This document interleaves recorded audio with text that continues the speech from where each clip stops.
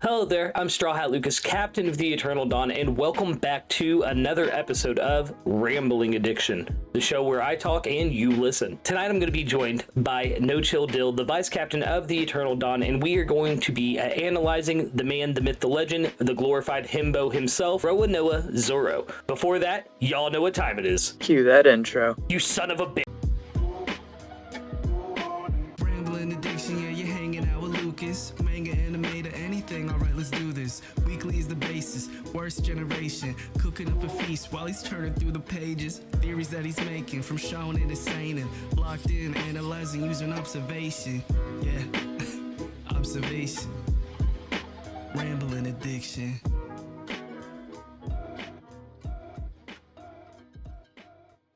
So, Dill, welcome to Rambling Addiction. How we feeling tonight? Yo, doing pretty good. Cannot complain. Get to talk about my main man, Zoro himself. Should I be concerned you call him your main man? I'm a little jealous. I mean, he's number 2 for a reason. He's number 2 for a reason. Wait, who's number 1? Is it Luffy? Oh yeah, of course. I was talking crew dynamic, the way they stack up, you know? Oh yeah, of course. Better than the number 4. Sorry, Sanji. Monster Trio is full. So we are going to be doing a little bit of an analysis on the first mate, vice captain of the Straw Hat Pirates. There's a lot of differing opinions on that one, but we'll get there, I'm sure. And if not, you know, as I say almost every episode, it's Rambling Addiction. I'm here to ramble. There it is!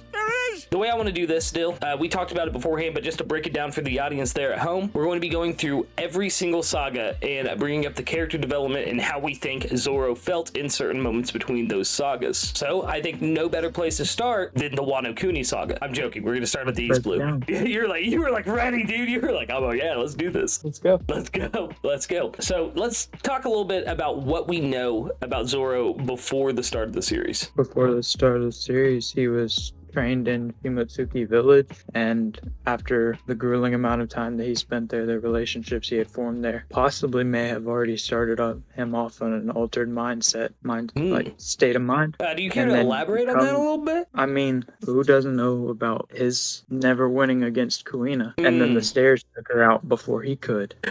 Like, he had to feel hurt that he never got that dub. Oh yeah, he never said it was the true world's strongest swordsman because he is there that he never beat.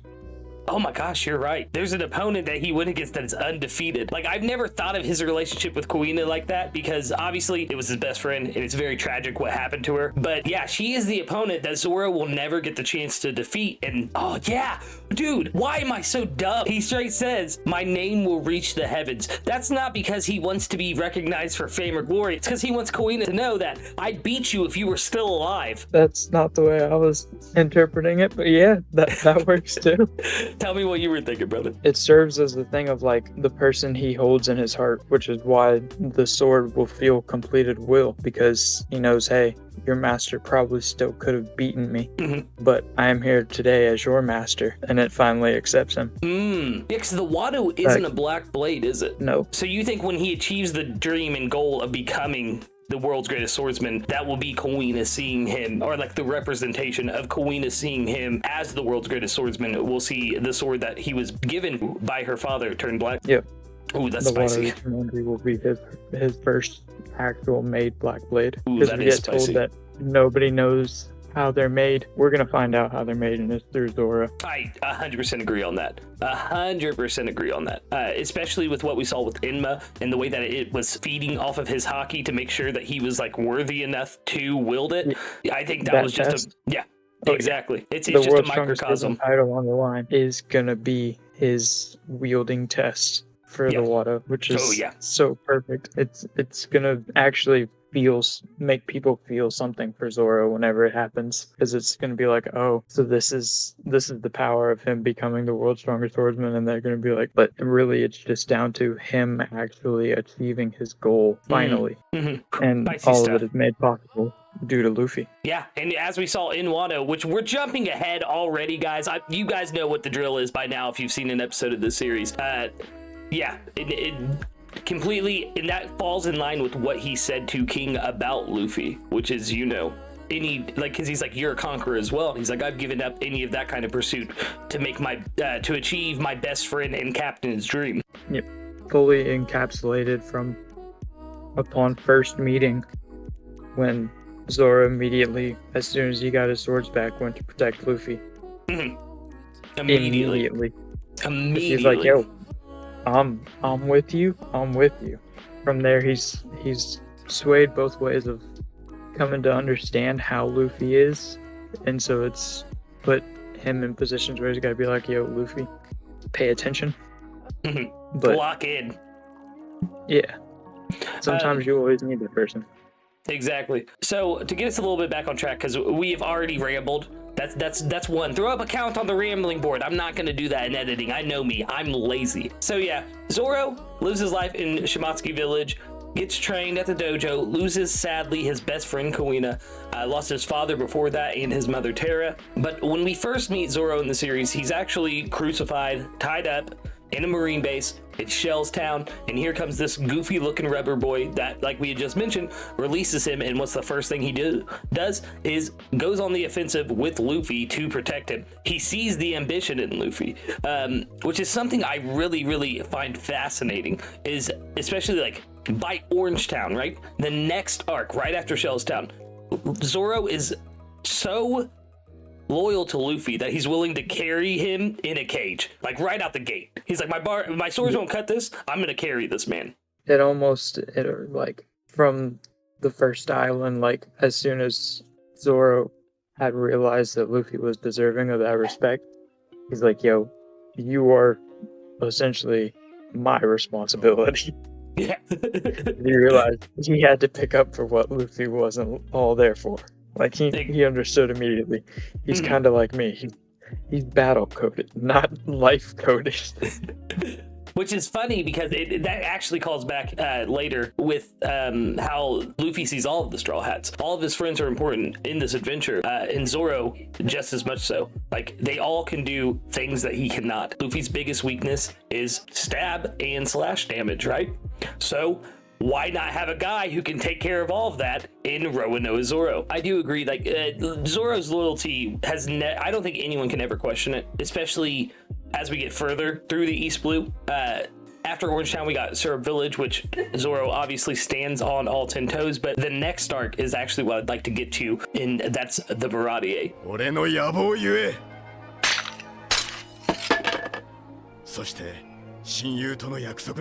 In the Baratier, we see so quickly of just how far Zoro is willing to go, not only for his own dream, but for his captain as well. Yeah, honestly, we get the goofy moments in the first little bit of it.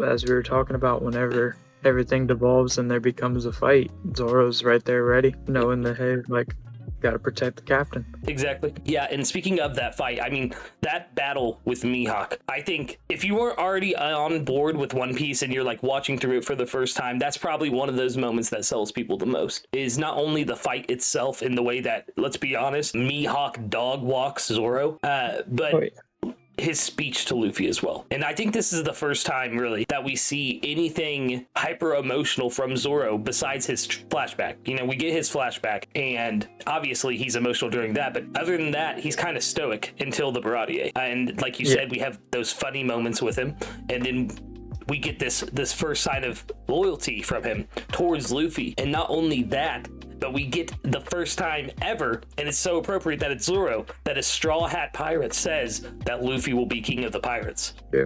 I will never be defeated! Is that okay?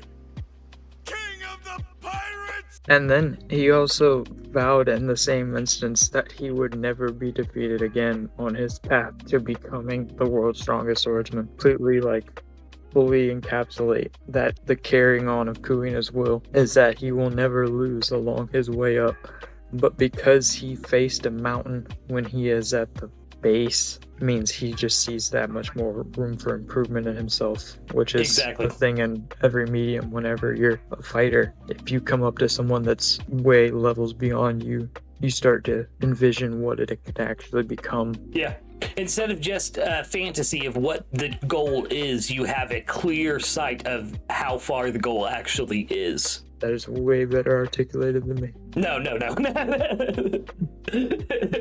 But no, and I love this because it's really the beginning of Zoro, the first mate, vice captain, whatever you want to call him. I've always seen him more as the first mate role, or actually no, I'd flip that. Actually, I've always seen him more in like a vice captain capacity, and maybe Usopp or Nami being the first mate. And yes, Sanji fanboys, before you start crying in my comments, I recognize the position that Sanji holds on the crew. There's never been a point where he tells Luffy to shut up and do his job like Zoro does, or Nami beats it to him. Yeah, that's what I was going to describe as the power dynamic that I see it as, is that Zoro is the first mate and Nami is the vice captain.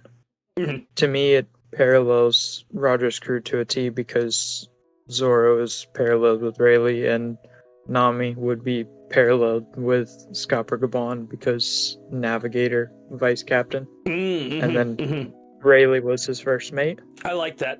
That's why I always say Usopp or Nami. The only reason I say Usopp is because, like, whichever, because I first mate vice captain, it's kind of interchangeable to me. It just depends on the action and the time that they're taking. Like Water 7 Zoro, when he's talking to Luffy, and once again, guys, I know we're all over the place, just bear with us. Water 7 Zoro, though, when he talks to Luffy and tells him, you know, hey, this is your captain, this is your burden, you chose this kind of thing. We're not playing pirates. And we'll speak on this more once we get to the Water 7 saga, but like in that moment, I see him more as a vice captain than a first mate. But when he's getting level with Luffy about a plan, like on Dressrosa, and he's like, are you sure you want to do it like this? That is first mate Zoro, listening to his captain, but also making sure his captain's aware of how hard or difficult that goal will be. So the way I've interpreted it through the time is that Zoro is the first mate because he's there for the captain and like to make sure that the captain gets what the captain wants type deal. But it's more so than that, because like he goes in the way to also enact like to the crew, hey, this is your superior, but if you need something, you get to something. Like Zoro understands whenever each character has their own character arc that they need to develop, and like the above the reading thing, he knows that there's situations that they got to go through. Yeah, but his A1 day one is to stay there, protect Luffy. Yeah, but to make sure Luffy is king of the pirates. Yeah, to make sure he has a focused mindset is what is going to enable Luffy to become king of the pirates. And that's what I think Jinbei was after jumping ahead again. Marineford, Zoro wasn't there to do it, but Jinbei was. Yeah. So he stepped up into that position because the first mate wasn't there to be in there for his position. That's why whenever the whole crew found out about it, they were like, oh, this is terrible, and no one's there for Luffy right now. Yeah, exactly. It's and that's why Jinbei ends up so close to Luffy. And if you guys want to hear more about Jinbei, don't worry, I'm doing an episode about all the Straw Hats like this, so stay tuned. I heard that the Jinbei episode was going to be pretty hype. The guest on that. Yeah. I can't leak. Speaking of Jinbei, though, next up in the order of events for the East Blue Saga is Arlong Park, which I think is some insane character development from Zoro in Arlong Park as well, because we see that he is not your average man. That's right. You're not dealing with the average Saiyan warrior anymore. From a person who claims that they're 10 times the strength of an ordinary human, to say, what are you? Is kind of a lot boosted to your ego. You know? It in terms of character from that. He had fought Hachi. Arlong had observed the fight with Hachi, had decided to go up to him himself, found that out, and was like, yo, what are you? It's brutal, man. Especially after Zoro defeated all of the guards. Which, at this point, too, what surprised me most about Zoro in Arlong Park is that he felt like Nami it was done with her, right? Forget about her. And Luffy's like, nah. You know, I don't care. And Zoro wanted to forget, but the minute Nami asked Luffy for help, boom, right there. I'm going to go defeat this guy then. I'm going to do this. I'm going to stand on business. So, to me, what that is Zoro reading from the outside of the situation, saying, hey, this person just stole all of our stuff not long after we picked her up. I think it's a bad call. And then found out the situation, said, oh, let's go. Gotta pull up. Pull up. And then we get the massive dun, dun, dun, dun, dun, dun, dun. I am going to breeze past Logtown. I do feel like there's some really cool moments there. It's the first time we see Zoro tap in kind of to the voice of all things in the sword shop and everything. But I feel like, and I want to know if you agree with me here, that when it comes to the East Blue Saga specifically, the main thing that Oda was trying to show us with Zoro's character was that loyalty. In the swordsman shop? No. In the entire East Blue Saga, like Zoro's arc, character-wise, from Shellstown to Logtown, is that loyalty to Luffy. Yeah. I say as his captain was on an execution stand and he did nothing. Both him and Sanji were rushing the execution stand, and then they heard Luffy call out saying, "Well, I'm dead." And both of them just stopped, and then lightning bolt struck the blade, saving his captain miraculously. And he said, "Miraculously, at this point, gotta remember, Zoro still doesn't believe in a god. So the lightning bolt coming down to strike Luffy, what did that do for him in that moment? To see, hey, my captain just got saved by something other than me. All I'm saying is it had to humble him right after the blade tested him, and he didn't give in. God tested him, and by God I mean dragon. I mean, it's not the dragon video, but this could be thrown into the dragon video. It's dragon video is dead and gone. The sword testing Zoro was a perfect moment for his character as well, because it once again was a test to his being the world's strongest swordsman, is being able to control the blades that you wield for your goal. So to me, it kind of like encapsulates that the way of the sword means to Zoro in this moment, and so much so that it even stunned Ipponmatsu, the goat. Yeah. So I am going to say to the audience and to you, Dill, we're going to throw out the saga by saga format, because if we don't, we'll be here for like 3 hours, and I don't feel like editing a 3-hour video. So let's kind of go around and just talk about Zoro's progression throughout the story as a whole. I know you wanted to bring up, we will try to follow the saga, so we're staying in a chronological order, because we are trying to analyze the man, the myth, the legend. So I know you had some stuff you wanted to spit on Whiskey Peak Zoro. Because we got Reverse Mountain, but that challenged the whole crew. Then we got Whiskey Peak right after. Yeah, it is the next Zoro test, and it shows, hey, even if you think he's down and out as a character, he's still going to do what's right for his crew, and even to protect Luffy during that instance, even though he was trying to stop Zoro from stopping the bad guys. It's good to see you, buddy. He knew, hey, this is my captain. I have to stand on this because this is what I did. It's impactful for his character. It showed him that Luffy's going to hold you accountable if you do something that he doesn't think is right. Ooh, that is an interesting point. Yeah, I've never thought of it that way. I've kind of been a Whiskey Peak hater, if you will, in the past. You know this. I ranked it fairly low. I think we're changing that today. But I do think that you're right about that. It showed Zoro that Luffy as a captain, like, he does want you to follow some type of order, even if his whole thing is freedom. If you injure somebody that he sees as innocent, he's not going to just sit there and let you do that. He's going to hold you accountable for it. And I don't think I ever picked that lesson up from Whiskey Peak and the 100 Bounty Hunter fight. Yeah, because what Luffy saw was them all being kind. As soon as Luffy went to sleep, that's when everybody else went to sleep, quote unquote. Quote unquote. But Luffy came to, and the last moment he showed was everyone partying, welcoming the pirates, and then wakes up and there's everyone unconscious on the ground. Oh no, Zoro's standing on top of someone. Let's go find out what's up. Yeah, let's figure out why. And in Luffy's head, it's Zoro did all this? Oh, he's bad. They were nice. Zoro's understanding of it was, we're nice, they're bad. Yeah, he's like, these guys just tried to all gang up and beat me up, Luffy. Just because I found out that they were the bad guys.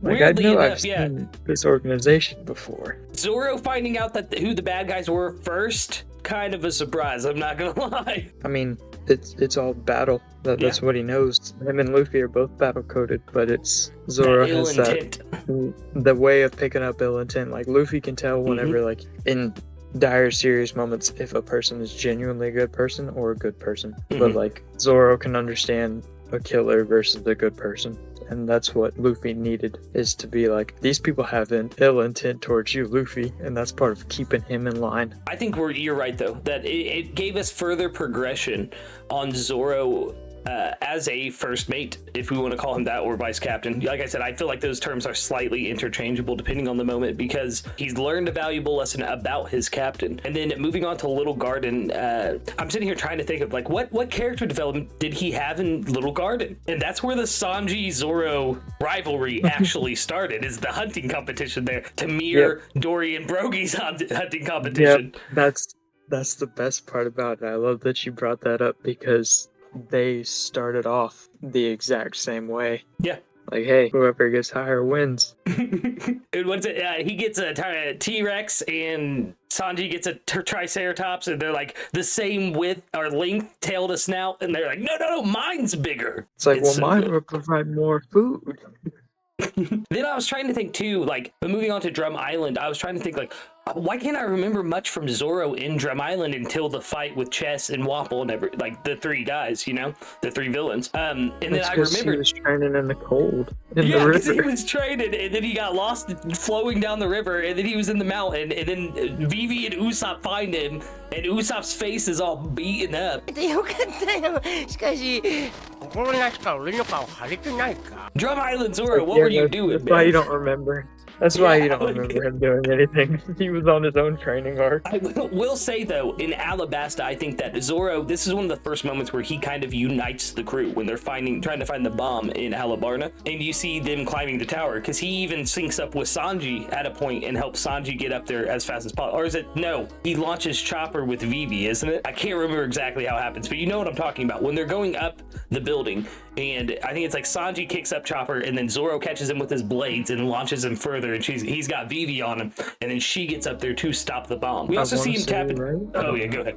Yeah, you're like I can't remember either. We're One Piece YouTuber guys, but no. What I remember from that is like the character moment of Zoro versus Das Bones. Digest what it means to be a swordsman down to like a science almost, and the breadth from of all things. It shapes him even further, because he's battle coded counter in the top. I'm not doing that. I'm a lazy editor. But yeah, dude, no, you're right, and it's something that shapes Zoro for the rest of the series as well, which is amazing, because not only does Luffy learn something new about devil fruits and how they work, but as you said, Zoro also learned how to be a better swordsman. And seeing future fights with him, like when he's fighting Pika, he doesn't think for a second, oh man, how am I going to cut through this gigantic man made of stone? He's just like, I'm going to cut that man. Same with Kaido. Yeah. How am I going to cut this man? I'm going to cut this man. Yep. It's always that upwards progression that he's trying to make, and that's part of his character, which is that drive. Yes. I think part of what has inspired it in like the outside community is the world's strongest swordsman needs to hunt the world's strongest creature. Agreed. I like that a lot. I like that take a lot. And it makes sense that he would fight because of how offensive he is. And I know we're jumping to Wano again, guys. I'm sorry. It's one of the most current arcs, and Zoro got a lot of shit done there. So bad. But when he's fighting King, it makes so much sense story-wise for him to fight King, because King is, yes, he's offensive, but he's also the ultimate defense. And Zoro's whole thing is being the ultimate offense of the Straw Hat Pirates. He's the frontline combatant. He's the one who steps out and gets things done, which obviously so does Sanji. He's also a frontline combatant,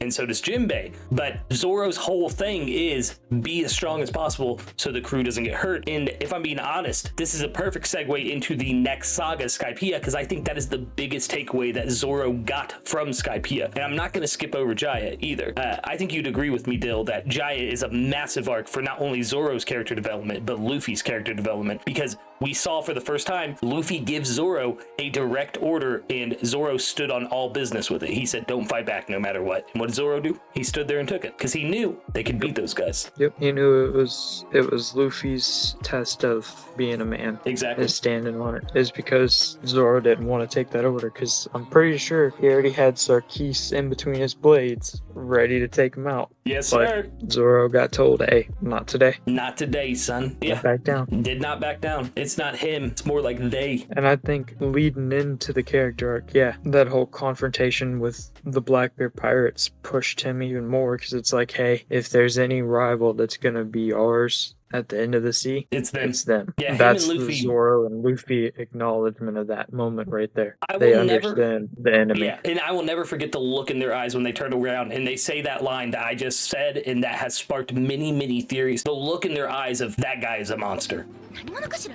さあ、それにあいつじゃね。あいつらだ。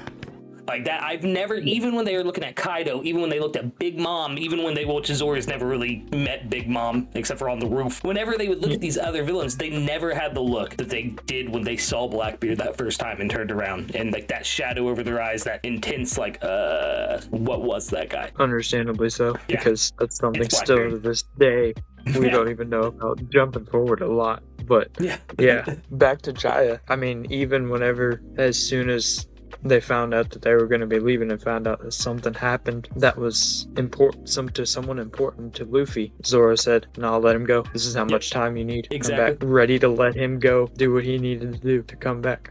And to skip forward a bit to Skypiea now, I think Skypiea was one of the most important arcs for Zoro as a character. When he gets to Skypiea, yes, he's very protective of his crew, but it's the fight where Chopper loses. Like he beats who's a Gadetsu is the one he beats, the guy who keeps getting his head stuck in the clouds, and then they fight. I'm drawing a blank on his name, but it's the guy with the cloud sword, and he's got the giant dog who listens to everyone, not just him. And Chopper gets really messed up by him. And you see for the first time, like Zoro has never been as worried for a crewmate since then, I think, besides maybe Robin and Indy's lobby, actually. So I'll squash that statement, but like that's the first time we see Zoro like straight up, this isn't happening. You're not gonna hurt my crew like this and get away with it.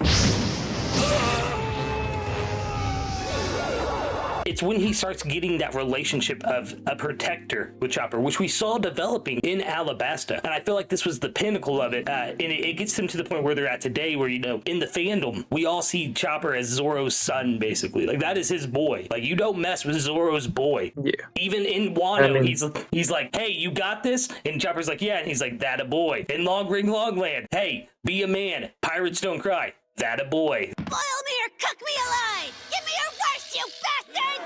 Attaboy. Yep. I think to piggyback off that, another test for Zoro later on in the arc is seeing Robin go down after the attack from Enel, and he was just the slightest bit too late. And flashing forward, he's never been late again. Exactly. Anytime Robin's been attacked, whether it be by a swordsman or otherwise. And I think this is a perfect way to segue into, let's be honest, we're not going to talk about Long Ring Longland today. I don't feel like going into a big-ass theory crafting session. That's because most of that was Luffy's ordeal. They just played games. And there's kind of a bit of growth because Zoro and Sanji learn to work together in Long Ring Longland when they're playing the ball game. I can't remember what it's called. The Groggy Ring. Yeah, that's what it is. Groggy Ball. I wanted to say Groggy Ball, and I was like, I feel like that is not correct, but it is. You're right. But yes, going into Water 7, we see even more of that protective side of Zoro after Usopp gets beat up and robbed by the Frankie family. And not just Zoro, though. It's the Straw Hats as a whole, which is just such a beautiful moment. I know we're talking about Zoro and his development specifically, but those moments of the crew coming together to defend one of their own, chef kiss. I need more of that, Oda. And it's almost like a sibling rivalry type with everyone, because to a certain degree, it's, yeah, we can pick on them, but y'all can't. Exactly. They all have that with every other Straw Hat member, and it starts as soon as you're a part of the crew or even an ally. Exactly. What's even crazier is that, like, this is a really big arc for Zoro character development wise, because it's also the arc where Usopp leaves, and even after the events of Indy's lobby, you know, when Usopp's trying to come back, Zoro stands on all 10 toes and he tells Luffy straight up, hey, there's a lot of things I'll take, a lot of silly, goofy things, but if he doesn't apologize to us, I'm gonna be the one that leaves the crew. And it showed Luffy the same thing that Luffy had showed Zoro in Whiskey Peak, and that's that, hey, I'm down to be your first mate, but when it comes to the end of the day, I have standards and respect that I also demand of our crew. Yeah, 1000%. It's if you look unreasonable and bad in any instance, your crew's going to take advantage of it, and it goes to symbolize the, hey,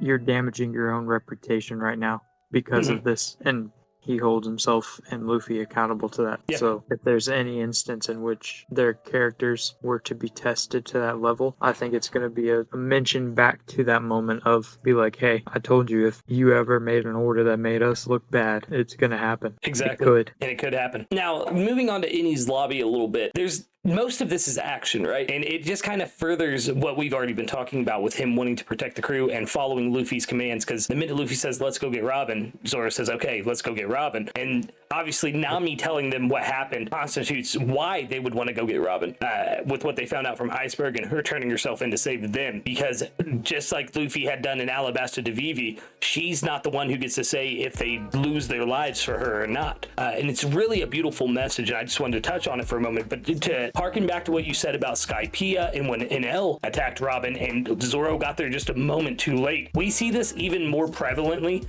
after Innie's lobby, that whenever something mysterious or something crazy starts happening on the crew, it's not only Zoro, but a lot of the crew will stance up and get by Robin. And it's because of that instance of Innie's lobby. And it's just such a cool moment. And it continues all the way to Egghead. When Lilith first appeared, the first thing Zoro does is touch his swords and step closer to Robin. Peek.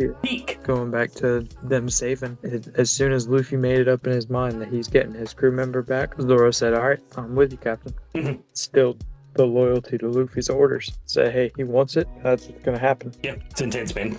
It is. Well, it's not intense. It's beautiful is the words I'm looking for. It's really a beautiful sentiment that Zoro is so dedicated not only to Luffy but the crew as a whole. I think of the moment on the Mary after Innie's lobby and everything had gone down, and Luffy's talking about, I'm glad Usopp isn't here because I don't know if he'd be able to handle this. And Zoro isn't. No one else says anything to Usopp. It's Zoro. And he's like, is that true? And Usopp finally accepts that it's time to say goodbye. And it's not only his captain saying this kind of vicariously to him, but it's also now someone he respects and someone he sees as a close friend, pointing it out to him. Kind of like, hey, is that true? In a way of saying, like, that's not true. It's time to say goodbye, man. Like, Zoro's one of those characters, like, where even when it seems like he's being kind of a prick, he's actually trying to get them to a point. It's like you said earlier, he believes in that trial by fire almost, that they have to fail or else they're never going to be able to do this on their own. And he's like that with the sentiments he shares with the Straw Hats as well. It's, when I might say this to you and it sounds like I'm being a dick, but at the same time, it's because I'm trying to get you to the point where you see it, but just not in that aggressive way. Does that make sense what I'm saying? Yeah.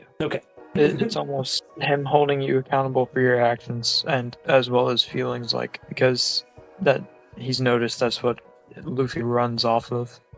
So he has to be the one to stand on it and say, hey, this is what's going to ruin those. This is what's going to ruin all of this, all of your plans to become the future Pirate King. Yep. All that's going to go down because you aren't standing on this. It's beautiful. And that's what people don't understand about Zoro. Now let's move on to what I think is one of the most massive arcs for Zoro, Thriller Bark. Yeah, so much happened though, man. It's almost like nothing happened, really. But moving on to Sabaody, and I think we can cover kind of Marineford from here as well, because I'm gonna go with the anime content for Marineford and the Straw Hats when analyzing this, if I'm being honest. The Sabaody, it starts out as this, a fun romp, and then it gets kind of serious because Zoro, for the first time, can't just attack the problem that's in front of him because he's face to face with a celestial dragon. But in a kind of weird way, I think Zoro knew how Luffy would feel about these people before he even realized what was going to happen at that auction house. You know what I mean? Because he wasn't about to let this person do what they just did to this person, and he knows his captain wouldn't either. Yeah, that's the part that Zoro stood on and said, hey, Luffy would have a problem with this, so I have to. Exactly. With his growth, how he is and how close him and Luffy are now and how close they were then as well shows just how much Luffy's character has affected Zoro's character. Because as Luffy goes through stuff, Zoro goes right there through it with him as he's helping him, like, as a balancing act to keep it all together. And then, of course, Sabaody. And actually, I have to say something real fast. Funny ass Zoro moment at the beginning of Sabaody where he says that the guy, Duval, looks exactly like Sanji does, and Brook loses it. One of my favorite moments of all time in One Piece. Like, so good. so good. I'm pretty sure it's anime only as well. You know what I'm talking about. But yes, of course, Sabaody ends in pure tragedy. I mean, Zoro gets outmatched. And if I'm remembering correctly, this is the first time that Zoro is properly beaten after swearing to Luffy against Mihawk that, like, I won't be defeated again. Like, he takes some small losses, but it's usually against someone that he later comes back and defeats, like Ryuma. Yeah. Or, I think there was an encounter with Mr. One at first, and then they got separated and then fought again, if I'm remembering correctly. I might be wrong on that. When the building falls on Zoro. Yes, exactly. Yeah, so like there's those moments of technical losses, but he always comes back to win. But this is the first just all-out defeat. I mean, he almost lost his life to an admiral. I think that's the pressing thing, is that all of them did. So it's the test to Zoro's character to say, hey, all of the crew is being wiped out right now. What are we going to do about it? But you also have to focus on yourself because you're up against an admiral. Exactly. That's another test for Zoro now, because now it's a real Logia, and it's someone that has no right being nice to pirates. So exactly. He has to come at this with hostility. It's putting to the test to everything that we've already known about him. He wants to be protective of his crew. He wants to make sure that he isn't seen as weak or defeatable in front of his captain. These are traits that he holds very near and dear to his heart. And like I said during the Thriller Bark segment, Why the fuck you lying? You know, after learning that code of Bushido more so from Ryuma and having that respectful sword battle to just be dog washed in the next arc, that's gotta be a blow to the ego. Oh yeah. And then being sent to the world's strongest swordsman to ask him to give up your way of looking up to him as an enemy and say, hey, I'm looking up to you as the teacher. Please accept me so I can get stronger for my captain. Yeah, Zoro's reaction, they all have that reaction of I should have been there for him, but I think him and Frankie actually have a very similar reaction, because they have that moment of just, what am I doing here? What is it? What is this? What is happening right now? What am I doing in this moment? Why am I not with him?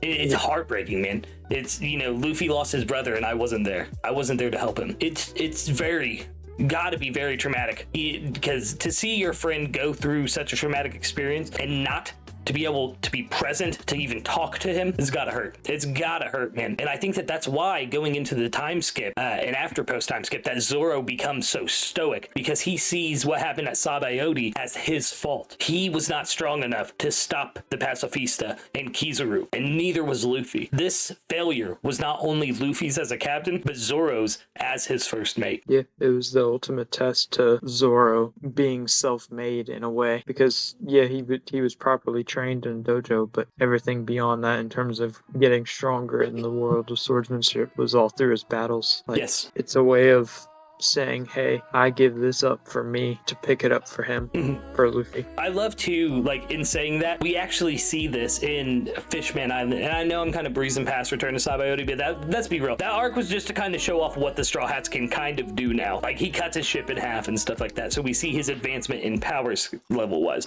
But go off of what you had just said, we actually see him step into more of a leadership role in Fishman Island when they go to the palace, to Rio Palace, and he instantly kidnaps the king. Stood on it too. Yeah, he did. And what did he say? He's on the didn't. He's like, I think we messed up. Like, Nick's plan did not work out how it was planned. Yeah, exactly. We planned to do this diplomatically. It did not go that way. But it shows that he's taking his role in the crew more serious. And I know there's a lot of like people in the community that complain that after the time skip, Zoro's lost his personality. He's not as fun anymore and things like that. When you go through an event like Sabaody and you're the first mate of the person who's going to be the Pirate King, it changes you. And like we have just said, you know, it really rocks you to your core. So I'm not surprised at all that Zoro doesn't laugh as much or is taking what's going on more serious, especially because once we hit Fishman Island, we've gone through how many warlords by that point, and a god, and the entire world government. He realizes just not how big his goal is, like he saw in the Baradier, but how big Luffy's goal is, and he knows that they need to get on that level. That's why he stood on it, even later on in Punk Hazard. Yes, sir. Punk Hazard is one arc that I really, really need to revisit, especially with the lens of looking at Zoro, if I'm being honest. Oh yeah, it was like the second or third outward expression of Zoro telling Luffy to lock in. Oh, you're right. I forgot about that. That moment on, like, hey, This isn't like it was before. We have to win. Like, there's no ifs, ands, or buts about it. If we do this, we've got to do this. Said, hey, this is the new world. You've already lost to him before. Life is no game. That is an epic moment of Zoro's. I can't believe I spaced on that. I'm kind of disappointed in myself. But we also have an instance of before Zoro would leave his enemies alive. But with Monet, he straight shows her like, hey, at any point in this battle, I could have taken you out. Great dragon shock. When he does the hockey and he like drops it right before he hits her, like that is one of the most brutal moments Zoro has ever had in the series. And it goes to show just how big of a juxtaposition and change there is between pre-time skip Zoro and post-time skip Zoro. I'm sorry, Dora, I didn't mean to hit you. Moving on to Dressrosa. This is kind of going against what I've been saying about how serious Zoro is, because the minute they come up with the ridiculous plan of getting into disguises with big old mustaches and stuff, he's like, I'm in. And then when Luffy enters the battle coliseum, he's like, why didn't you tell me there was a coliseum battle? I wanted to do that. It's like, hey, sneak me in there. I can't, bro. Man, what do you want me to do?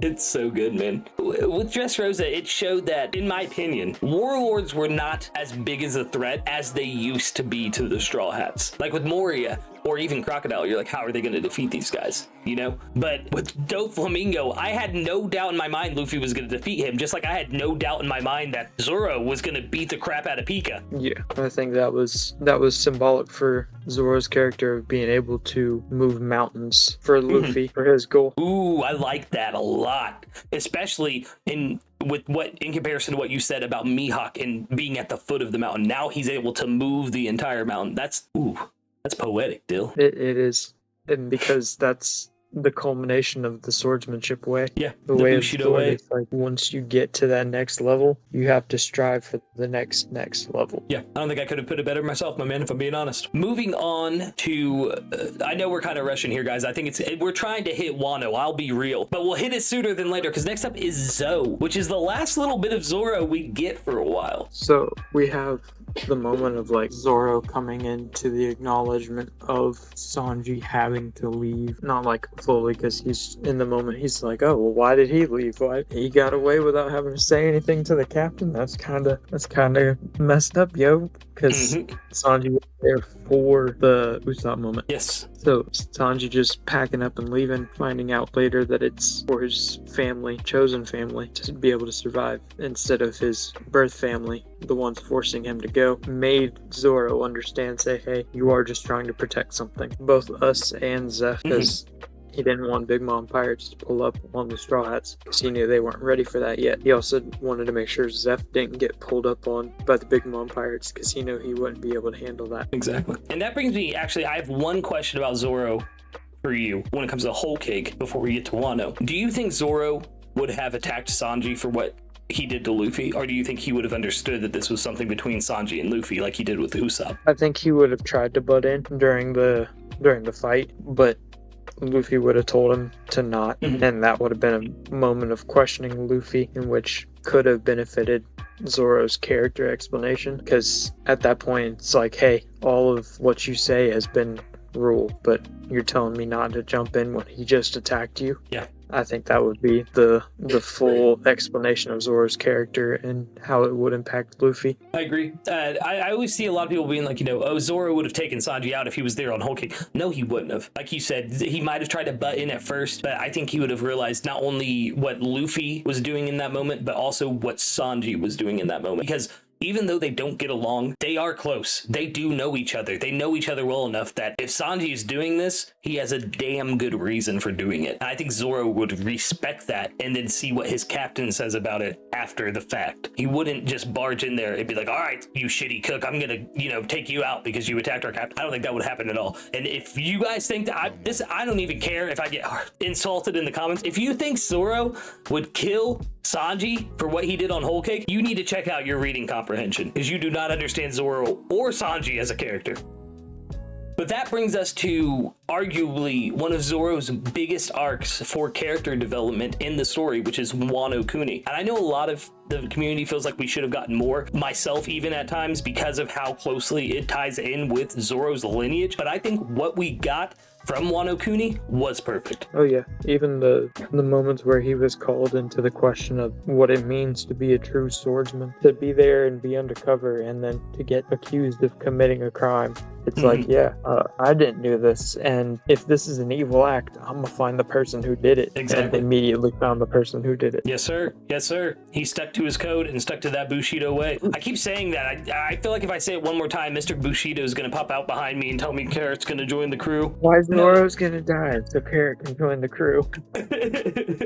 We love you, Bushido. Not only that, like it just from the beginning of the arc, right? Like with what you're saying, and then even midway through the arc with Yasui and what is his daughter's name? I'm drawing a blank right now. Toko, right? Yeah. Seeing him with Yasui and Otoko and all the things he learned about the smile fruits and seeing the effects of what would continue if they hadn't done what they did in Dressrosa is just heartbreaking, man. And then seeing Yasui pass and Otoko smiling while crying in tears. I'm welling up a little bit thinking about it right now. It's such a monumental moment in Zoro's character development because we've never seen him in a moment like that before, right? You've never seen Zoro, like he's never been the one that is face to face with this tragedy. Like looking at Punk Hazard, he wasn't really there for all the stuff with the giant children. It was mostly a Nami and Chopper thing. So to see him dealing with this insanely grievous situation, and if you remember correctly, it's like he doesn't even know how to handle it properly because he's kind of yelling at everyone, why are you all laughing? What is going on? And then it clicks. This is because of the smiles. This is because of what Caesar did. This is because of what Kaido's doing. And I think at that moment, it was really a turning point for Zoro that like, no matter what, we have to bring down Kaido. It was his way of aligning his goals, which obviously his goals were aligned with Luffy's. That's his captain. But it was his way of getting to that level that Luffy was out of. Like Luffy was with Toma, I said Toma. With Otama, it's to that level of it now. It's him getting to the point of this is someone personal that I am now personally invested in and we have to save them. Yeah, and I think that was even further expounded upon with saving Hiyori and Toko whenever they were getting faced down by who would be formerly known as Killer, but at the time was Yamazo. My poor boy. And him stepping up to say, hey, this is not right. Why are you trying to hurt a woman and a child just because of what happened and Orochi told you to? Man, poor Zoro. It's a rough arc for Zoro in general. He's separated from his crew. He gets accused of murder. He witnesses Yasui's passing and he loses Susui. But because Luffy's there now, it's almost like now that he knows his captain's there, he doesn't falter. And he wasn't faltering before, of course. I would never say that Zoro is a man to falter on his beliefs or anything of the sort. But just to kind of harken back to what I was saying, he's getting onto that level of Luffy of we have to save Wano Kuni at all costs. And I think that shows with how, like you said, he saves Otoko and Hiyori. He's putting other people first. And it's not something we usually see Zoro do unless it's his crew. We get hints of it here and there, like with Rico in the bar with Helmeppo and everything at the beginning of the story, but it's not a trait we see that often in Zoro. So when it does happen, it's very prevalent and it really hits. Yeah, it's just the further culmination of his character of protecting the weak that are being unjustly acted upon by the strong. Like taking out the bad guys because they're stronger than the weak people. Yeah, and then when we get to the raid, there's just so many moments where you see everything that makes Zoro on display. His loyalty, like you said, his ability to protect the weak. When they're trying to fight Queen and Chopper's trying to figure out the cure and stuff, he asked Chopper, like I said earlier, you got this, attaboy. It's because he didn't want to leave Chopper alone. He wanted to make sure, hey, do you need me to stick around for a little bit so you can get this done? Chopper says, no, I got this. And he trusts his crew member. But then you get to those moments on the roof where not my captain. You know what I mean? And he goes after Kaido and he puts the fear of God into Kaido. Well, let's be real. The fear of Odin into Kaido. Yeah. It's such a good moment, man. Roof Piece was peak. And I know it sucked being stuck up there in the anime forever. I remember after getting caught up, I was like, man, how much longer are they going to make this roof fight last in the anime? Quite a while, Lucas. Yeah, that was like the full culmination of the Wano arc that it pushed Zoro's. It's like, hey, I've seen what you've done to the people that you deemed unworthy. He got filled in of what happened in the prison, but he didn't fully know what happened in the prison. But to actually see it, to see the ice Onis play out. All he needed was that one moment of, I got this for you, Chopper. Can you handle it? He said, yep. Zoro said, all right, do it. It's so nice, man. It is. And then you get, after he gets off the roof and he's going down to fight King, and you get that moment with him and Sanji, you know, they actually work together for once after he recovers, and they have that moment. It gives me chills every single time I think about it, man, is Sanji's looking at, or it's Zoro actually, who says it to Sanji. Zoro looks at Sanji and he's like, you know, if we win this, it's in sight, right? And Sanji's like, yep, Luffy will be king of the pirates. And it's like, oh man, chills all over my body, man. The stars have arrived. Yep. That's the best way to culminate it. It really is. Hey, the end is in sight. Exactly. And the stars have arrived. And arrived they did. They've showed up. Said, hey, in front of all of your underlings, we're going to show you why Kaido's crew isn't what it's supposed to be. The Yonko crew. Also, I'm still not over it, Toei. How dare you disrespect Sanji in that moment and say only the star has arrived because you have a crush on Zoro? This is a Zoro appreciation video and I'm still calling you out for it. You know, we've touched on the King battle quite a bit, but I do have a question for you with it. When Zoro basically went to the land of the dead and came back, do you think that was a big death flag for Zoro? Like, do you think he's gonna kick the bucket before the end of the story? So yes and no. I feel like it was a moment of like going through the repercussions of pushing yourself that far. So in my understanding of the situation is that was Zoro's will to live, his tie to both not only the will of D, but to actually staying alive and pushing past that barrier that's in front of you. Once again, it's on the mountain. It's like, hey, I just went up against a mountain that had another mountain on top of it, and I took that out. And it's so good, man. It's so good. Just that whole fight is so good. I just realized too that in Wano we had 4 different Straw Hats say that Luffy was going to be king of the pirates. Zoro and Sanji, Robin and Frankie. They all 4 were like, yeah, Luffy's going to be king. And Nami, 5. Usopp, Jinbei, Chopper. You guys got to step up and get out there toting your captain's name. Jinbei said it before that. I know. They all did. He said it for Big Mom's face. No, Chopper said it to those kids in Punk Hazard, and Usopp said it in Alabasta. I think that brings us to Egghead. We're getting towards the end of the episode now. Zoro, he had some moments on Egghead, but I feel like this was an arc for other Straw Hat members like Robin, and if I'm being honest, Frankie, because Frankie did get some goated moments in Egghead.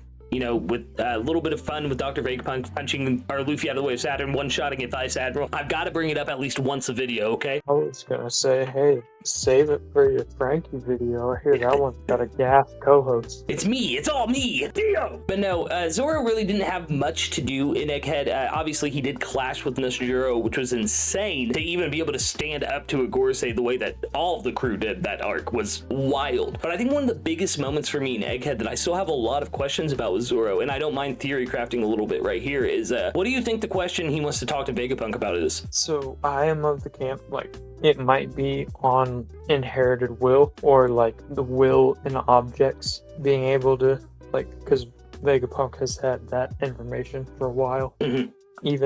Even before we knew about him having the hard knowledge, he still had that information. See, he was able to put zones in inanimate objects, which means that the will was combining with the will. See, I always took it as, I think he's going to ask him how to undo the smiles so that he can help Otoko and so that she can grow up in a normal life. Yeah, I really think, like I said, I think that really affected Zoro and the way he saw the world, and just how far the world government and these emperors of the sea, well, the past emperors and Blackbeard, because I don't think Buggy's out there, you know, drugging kids and giving them devil fruits. But I think it really woke him up to all that. Guy, but that doesn't mean that he's a bad guy. Exactly. So for the last bit of the video, my man NoChillDill, I need to know, what are you expecting from Zoro on Elbaf? I think it is gonna be part of his role and Luffy's role to take down Loki, because it's gonna reflect Skypiea, in which the crew had to take down a self-proclaimed god. It's gonna happen again, and it may come down to just Zoro and Luffy, but it may be the whole crew taking down the god, in which in the past it took down one person. Yeah. This is gonna be like, because it might be just a one fight and done, but I think from the way Loki's talking, he's gonna try and kill Luffy very soon. Yeah, I think so as well. And I think you could be right. There's going to be something that ties Zoro and Loki together, because Loki's positioning when Luffy met him was almost identical to Zoro's positioning when Luffy met him. So I think you could be right. There's definitely going to be some action between them. I also think that I could see Zoro learning how to make his blade black on Elbaf as well, because it is the land of war. It is the land of warriors. If anyone knows how to make your blade black, it's got to be giants, right? If it's not a samurai in Wano, it's got to be a giant in Elbaf, in my opinion. Yeah, I could see it. That's the theory. The Zoro theory. And scene. Thank you very much for joining me tonight, Dill. Not a problem, not a problem. Always game to talk about. As I said in the beginning, my main man, Zoro. In closing, I think that RORONOA Zoro is one of the more fascinating characters in the One Piece mythos. A lot of people kind of see him as this stoic, closed-off person, but I think that there's way more to Zoro than that in general. As presented by myself and Dill tonight, there are multiple facets that make RORONOA Zoro. I think Zoro is a man who's not only driven by the logic of what it means to be a pirate and a first mate, but also his innate feeling of fear. His fear of losing his friends, fear of losing his crew, and things of that matter that have only been driven into him harder by the adventure that he's been on with Luffy, but at the same time has given him a profound sense of being that protector and the man who is most loyal to Luffy and the crew. Yes, Zoro is a fascinating character, and I would love to hear what you guys think about the man in the comments below. Make sure you like the video, subscribe, because a lot of you guys who are watching are not subscribed yet. Comment, like I said, ring the bell icon, do all of those YouTube things. But more importantly than anything else in this entire world, I want all of you to have a wonderful, wonderful night.